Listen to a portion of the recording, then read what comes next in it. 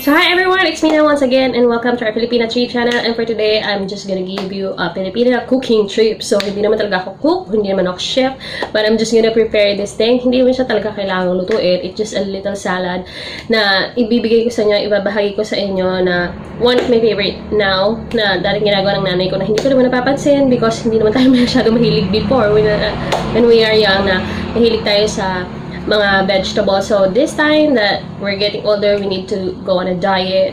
We have to watch out for our health. So this time I'm just gonna give you and I'm gonna share with you guys this healthy food at sana ma-try nyo din siya. And if you're gonna try it, please do tag me on that. And please don't forget to hit that like and please do subscribe to my channel, FilipinaTrip. Please do stand by for this. So, ayan. Hintayin natin siyang kumulo for 2 minutes. Then check natin kung malambot na yung stem ng talbos ng kamote. So, patayin na natin siya. Strain na siya. So, better, I guess, hugasan siya sa malamig na tubig para medyo crunchy siya. I'm gonna wash it with the cold water. Ayan, para hindi siya masyadong malata. Okay. So, it's in. Let's wait. So, strain natin siya. So, let's set aside this first.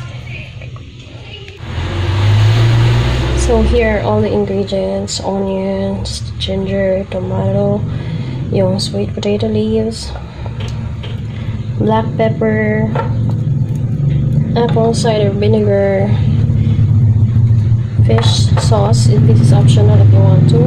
I'm also gonna put lemon. So yan, all we need to do is just mix all the ingredients and based on sa timpla na gusto mo. So let's put it all together now. So let's just mix it right here, there, onions.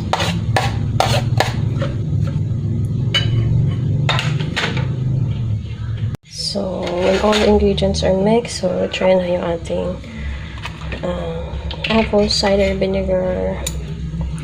So, tatansyahin ko lang to kasi actually, hindi ko talaga alam kung gaano parami. Because this is my mom, one of my mom's favorite food na ginagawa before. So, hindi ko siya na-appreciate dahil alam mo na mga bata pa tayo, hindi tayo mahilig sa gulay. So this time that we're getting older, we want to live healthy na. So this one, I'm gonna try that one. So I'm just gonna squeeze the lemon out here as well.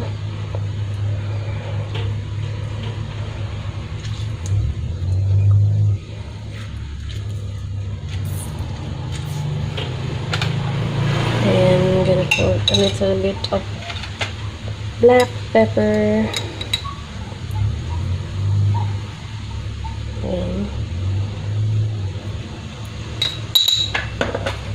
So, hihigyan natin siya ng very little na fish sauce.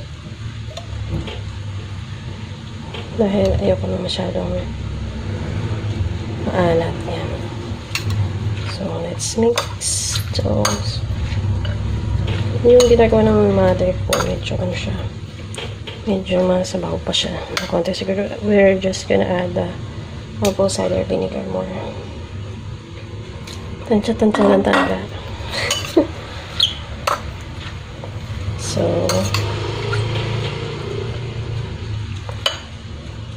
So let's try how does it taste after mixing mo. Mix muna natin siya ng mix. So before, I wonder bakit pula.